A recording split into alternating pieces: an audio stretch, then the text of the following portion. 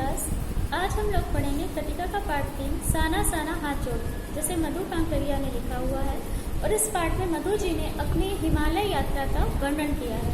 मेरी हैरान होकर देखा आसमान जैसे उल्टा पड़ा था और सारे तारे बिखर कर नीचे टिमटिमा रहे थे। दूर ढलान लेती तराई पर सितारों के गुच्छे रोशनियों की एक झालर सी बना रहे थे। क्या था वह? एक दूर से नज़ारा देखने पर ऐसा लगा कि जैसे आसमान उल्टा पड़ा हो और सितारे नीचे जगमगा रहे थे, या फिर वो कोई झाड़ रही थी। क्या था? एक आश्चर्यजनक लेखिका का सवाल था। वास्तविकता क्या थी? वह रात में जगमगाता गैंगटॉक शहर था। इतिहास और वर्तमान के संग स्थल पर खड़ा मेहनतकश बादशाहों का एक ऐसा शहर था जिसमें सब कुछ सुंदर था, सुबह, शाम और रात। तो गैंगटॉक एक जगह का नाम था। उस प्लेस की सुंदरता ऐसी थी कि वहाँ पे दूर से देखने में लेखिका को ये लगा कि तारों भरा आकाश है। गैंगटॉक को लेखिका ने मेहनतकश बादशाहों का शहर था, क्योंकि वहाँ के लोग बहुत ही मेहनती होते हैं। पहाड़ी क्षेत्रों के लोगों को हम स्थलीय लोगों की अपेक्षा अधिक मेहनत करनी पड़ती है। सभी का जीवन ज़्यादा कठिन होता है, फिर चाहे वो बच्चा हो, बूढ़ा हो या जवान हो। और वह रहस्यमय सितारों भरी रात मुझमें सम्मोहन जगा रही थी। वह कुछ इस कदर कि उन जादू भरे क्षणों में मेरा सब कुछ स्थगित था, अर्थहीन था। मैं, मेरी चेतना, मेरे आसपास, मेरे भीतर बाहर सिर्फ शून्य था। अतीन्द्रता में डूबी रोशनी की बात जादुई झालर।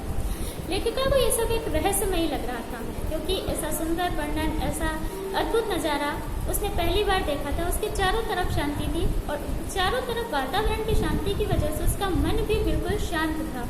उसके अंदर बाहर सिर्फ शून्य था। एक रहस्य को देखने की उत्कंठा थी, आगे बढ़ने की, जानने की इच्छा थी कि क्या है, लेकिन उस रहस्य में वो बिल्कुल खोई जा रही थी। धीरे धीरे एक उजास उस सोने से फूटने लगा। एक प्रार्थना होठों को छूने लगी। साना साना हाथ जोड़ गर्दो प्रार्थना, हमरो जीवन तिमरो पसली।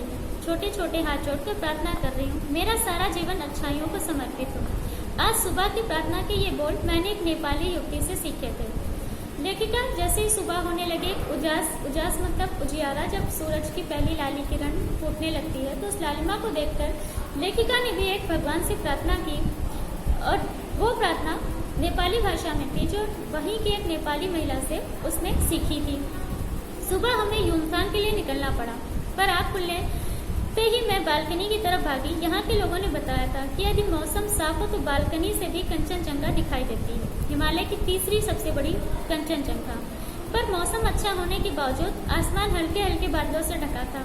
पिछले वर्ष की ही तरह इस बार भी बादलों के कपाट ठाकुर जी के कपाट की तरह ही बंद रहे। लेखिका जैसे ही सोकर उठी, उसे अगले दिन यूमथांग की यात्रा करनी थी, लेकिन लेखिका ने सोने से जैसे ही उठी, वो तुरंत पहले बालकनी की तरफ गई, अपनी खिड़की खोली, क्योंकि उसने सुना था कि खिड़की से भी यहाँ पर कंचनजंगा दिखाई देती। कंचनजंगा हिमालय की तीसरी सबसे बड़ी चोटी, सबसे बड़ी एवरेस्ट, दूसरी भारत की काराकोरम और तीसरी कंचनजंगा। लेकिन ऐसा नहीं हो सका, क्योंकि वहाँ पे बादल थे। कंचनजंगा दिखती थी ना दिखी, पर सामने ही रकम रकम के रंग बिरंगे इतने सारे फूल दिखाई पड़े कि लगा फूलों के बाग में आ गए। कंचनजंगा तो ना दिखाई पड़ी, लेकिन हिमालय की उस सुंदर पहाड़ियों पे तरह तरह के जो सुंदर सुंदर फूल खिले हुए थे, उन वनस्पतियों को देखकर लेखिका को ऐसा लगा कि वो बगीचे में है। बहरहाल गैंगटॉक से 149 किलोमीटर की दूरी पर यूमथांग था। यूमथांग यानी घाटियाँ। सारे रास्ते हिमालय की गहनतम घाटियाँ और फूलों से लदी वादियाँ मिलेंगी आपको। ड्राइवर कम जितेन नार्गे मुझे बता रहा था, क्या वहाँ बर्फ मिलेगी? मैं बचकाने उत्साह से पूछने लगती हूँ। जितेन नार्गे लेखिका का गाइड था और ड्राइवर था, जो गाड़ी भी चला रहा था और साथ साथ लेखिका को वहाँ के जो दर्शनीय स्थल थे उनके विषय में जानकारी भी दे रहा था। यूमथांग एक घाटी थी जहाँ पे रंग बिरंगे फूल देखने को मिलने थे, फूलों से लदी वादियाँ, घाटियाँ, ये सब देखने को मिलता। लेखिका लेकिन सबसे ज्यादा अगर किसी चीज के लिए उत्सुक थी तो वो थी बर्फ देखने के लिए, जिसके लिए वो हिमालय की यात्रा पर आई थी।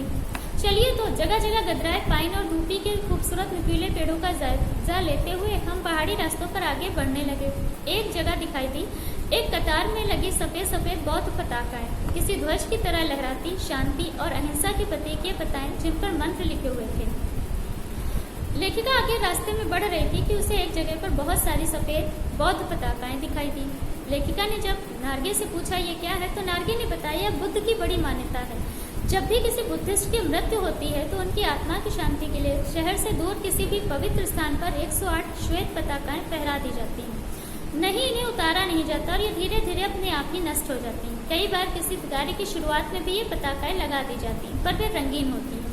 तो बुद्धों की क्या परंपरा थी कि जब भी उनके यहाँ किसी की मृत्यु होती थी तो वे सफ़ेद पताकाएं, और अगर किसी के यहाँ कोई अच्छा काम होता था, शादी विवाह जन्मोत्सव होते थे, तो रंगीन पताकाएं ऐसे निर्जन स्थानों पर लगा दी जाती थी और समय के साथ वे अपने आप स्वयं नष्ट हो जाती थी। नार्गे बोलता जा रहा था और मेरी नज़र उसकी जीभ में लगी दलाई लामा की तस्वीर पर टिकी थी। दलाई लामा बौद्धों के जो गुरु होते हैं, महागुरु होते हैं। कई दुकानों पर मैंने दलाई लामा की ऐसी ही तस्वीर देखी थी। हिचकोले खाते हमारी जीभ थोड़ी और आगे बढ़ी। अपनी लुभावनी हंसी बिखेरते हुए जितेन बताने लगा, इस नाम का है कमी लॉन्ग स्टॉक। यहाँ गाइड फिल्म की शूटिंग हुई थी।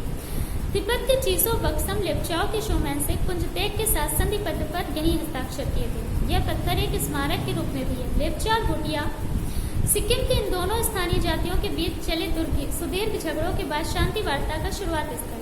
चलते चलते एक लॉन्ग स्टॉक नाम का एक जगह आती है, जहाँ के बारे में लेखिका को जितेन नार्गे बताता है कि यहाँ पे भारतीय फिल्म गाइड की शूटिंग हुई थी। गाइड फिल्म देवानंद की बहुत पुरानी पिक्चर है।